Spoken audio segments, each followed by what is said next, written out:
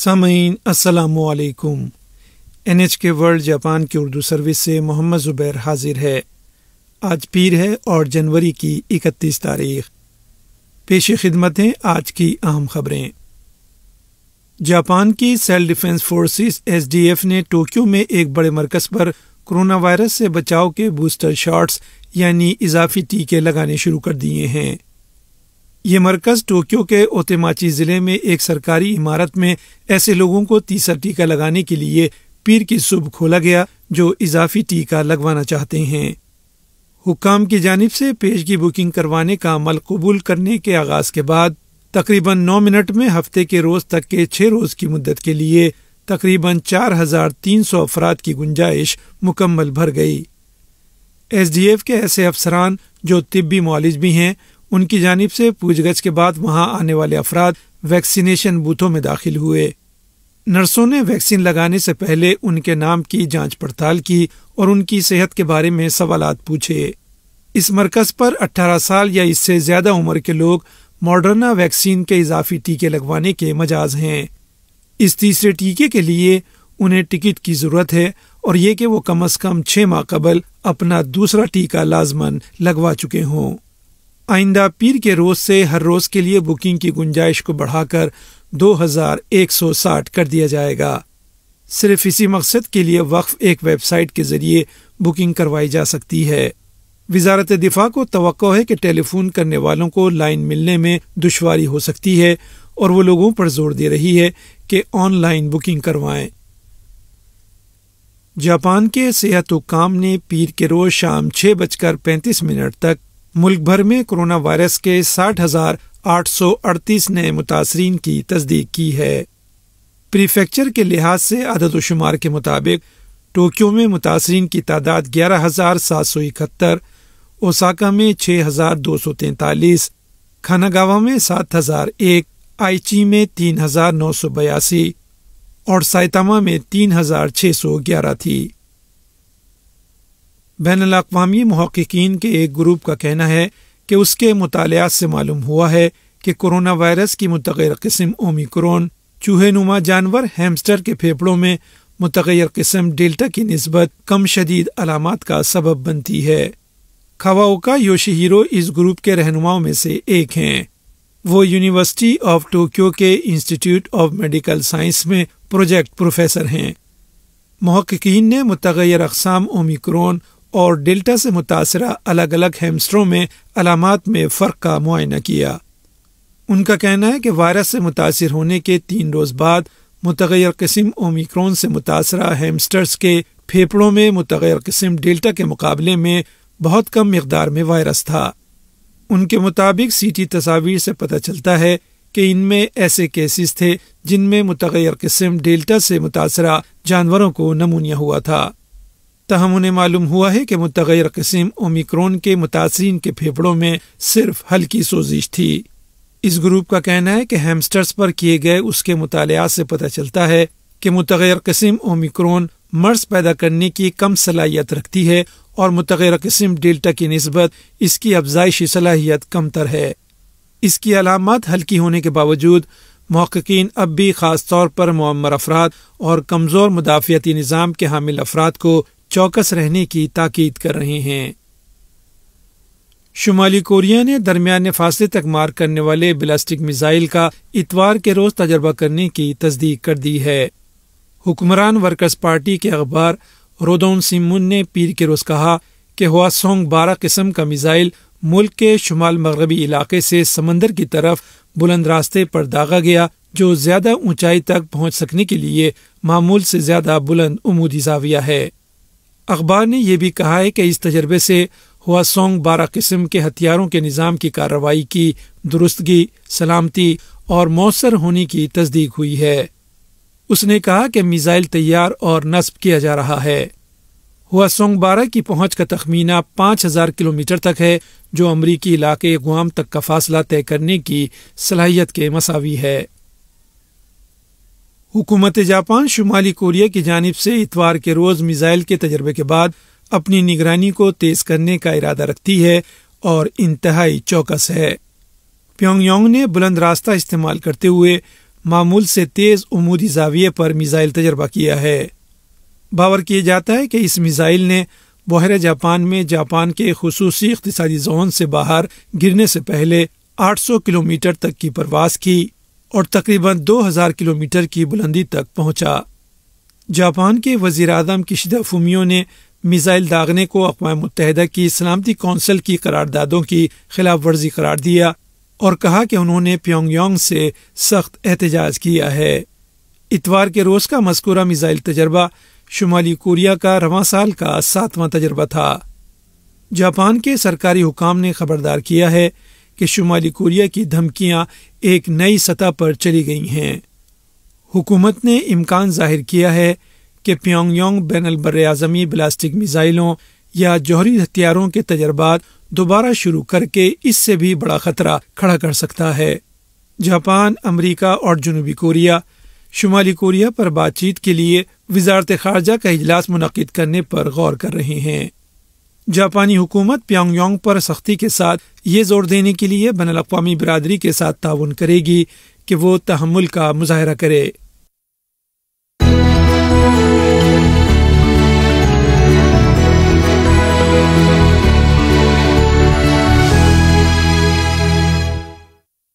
یہ خبریں آپ NHK ورلڈ جاپان کی اردو سروس سے سن رہے ہیں۔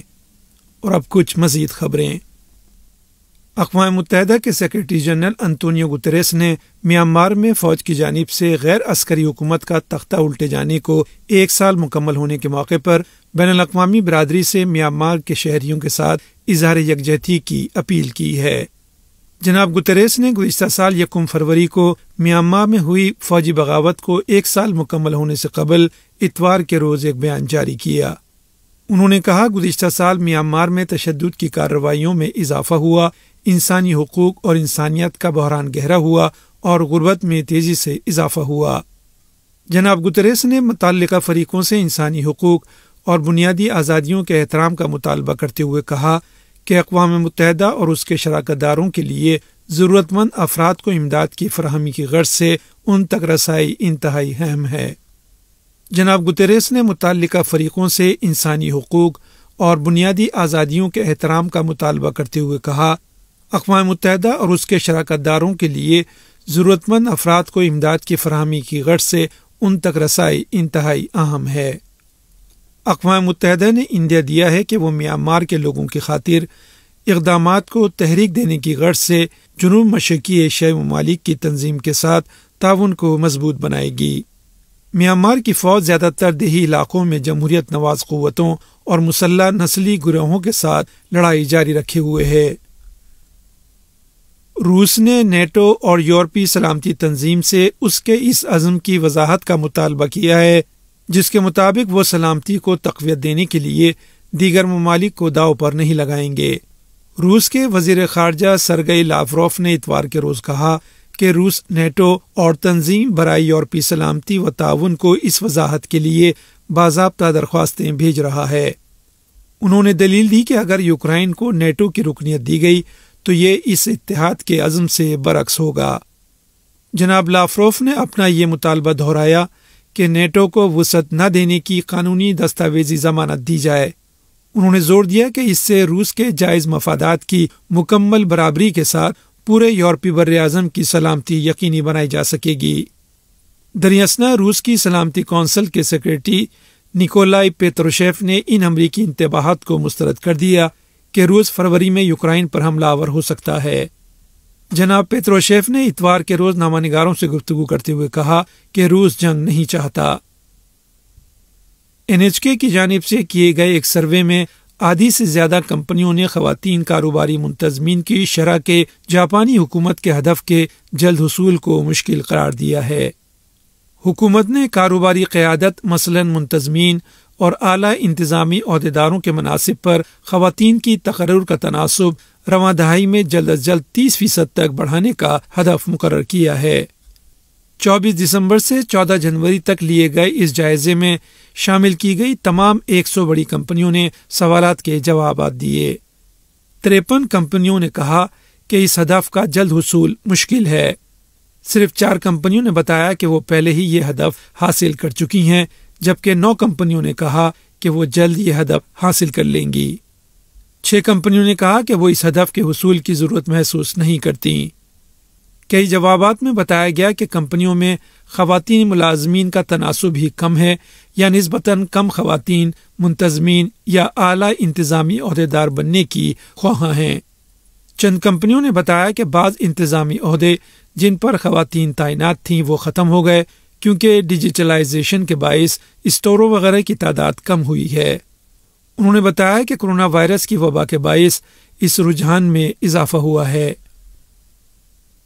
مغربی جاپان کے کویاسان میں بدھ مت کے راہبوں اور ان کے پیروکاروں نے پاکیزگی حاصل کرنے کی ایک رسم میں دریا کے ٹھنڈے پانی میں غسل کیا۔ انہوں نے کورونا کی وبا کے خاتمے کی دعا بھی کی۔ کویاسان یا کوہ کویا بدھ مت کے شنگون فرقے کے مرکز کے طور پر جانا جاتا ہے۔ وہاں پر اس کے 100 سے زائد مندر ہیں۔ یہ سالانہ رسم اوکنو ان نامی مندر سے گزرنے والے دریا میں اتوار کے روز منعقد ہوئی۔ شنگون بدھ مت فرقے کے بانی کا مزار بھی اسی مندر میں ہے۔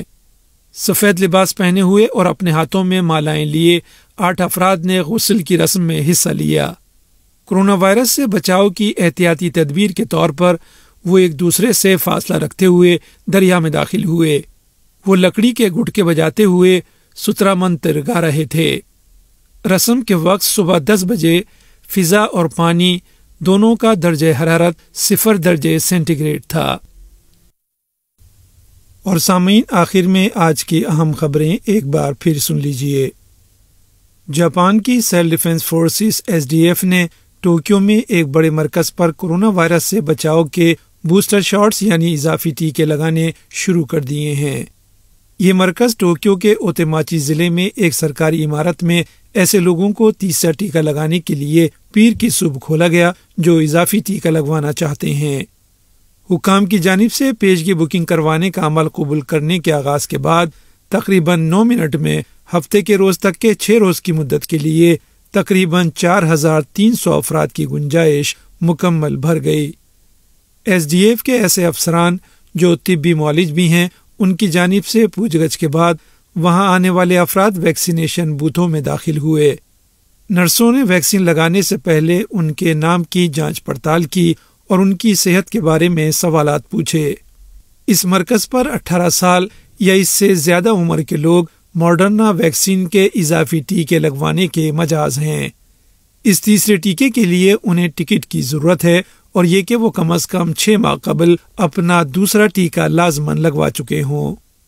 آئندہ پیر کے روز سے ہر روز کے لیے بکنگ کی گنجائش کو بڑھا کر 2160 کر دیا جائے گا۔ صرف اسی مقصد کے لیے وقف ایک ویب سائٹ کے ذریعے بکنگ کروائی جا سکتی ہے۔ وزارت دفاع کو توقع ہے کہ ٹیلی فون کرنے والوں کو لائن ملنے میں دشواری ہو سکتی ہے اور وہ لوگوں پر زور دے رہی ہے کہ آن لائن بکنگ کروائیں۔ اور سامعین، اس کے ساتھ ہی NHK ورلڈ جاپان کی اردو سروس سے خبریں ختم ہوئیں۔